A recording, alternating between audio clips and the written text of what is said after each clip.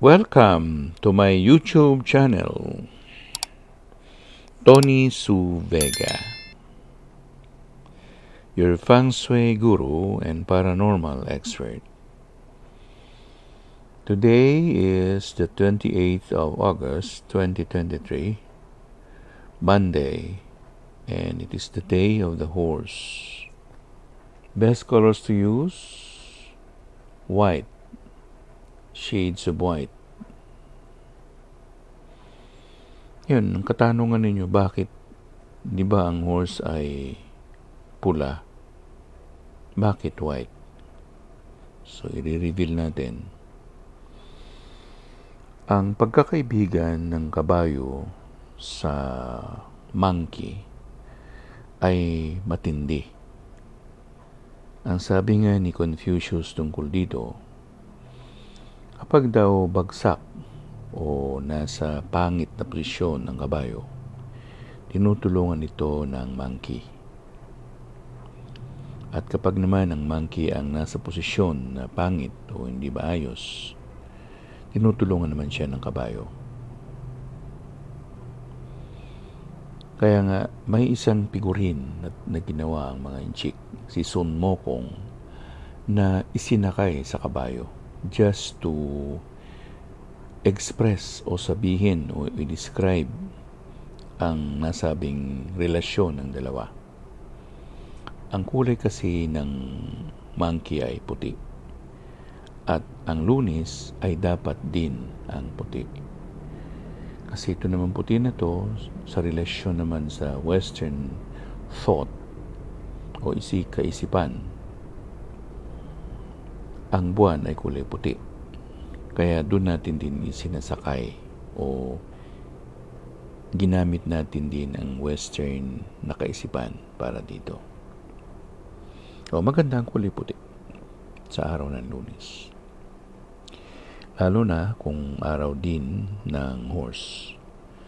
Sa mga puti kasi, ang hindi mga pwede ay ang araw ng daga. Pero pwede siya sa araw ng ox.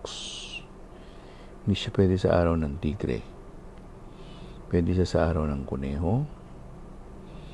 Pwede siya sa araw ng dragon. Hindi siya pwede sa araw ng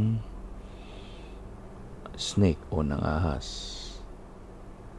Sa araw ng sheep, pwede din siya, yung puti. Lalo na kung araw ng monkey, maganda yung puti. At sa araw din ng rooster, pwede rin ng puti. Lalo na kung Lunes.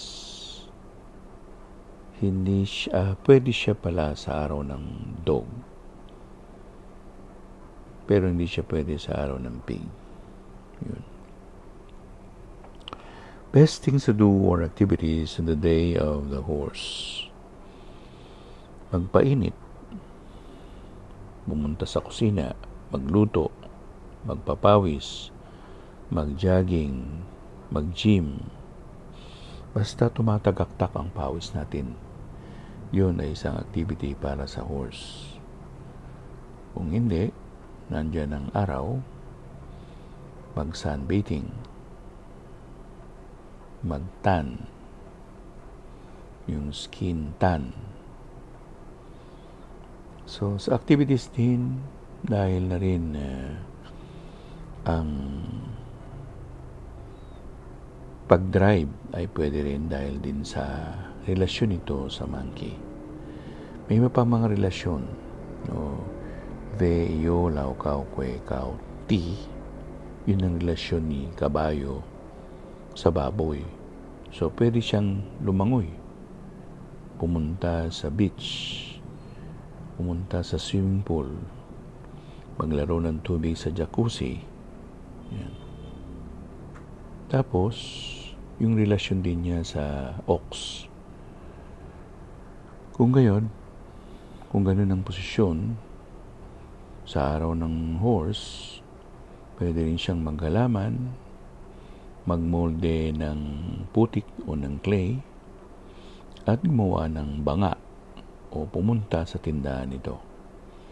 Kung dito sa Metro Manila, marami ang mga gawa ng jars, mga antique na mga porselana na nasa lugar ng dapitan.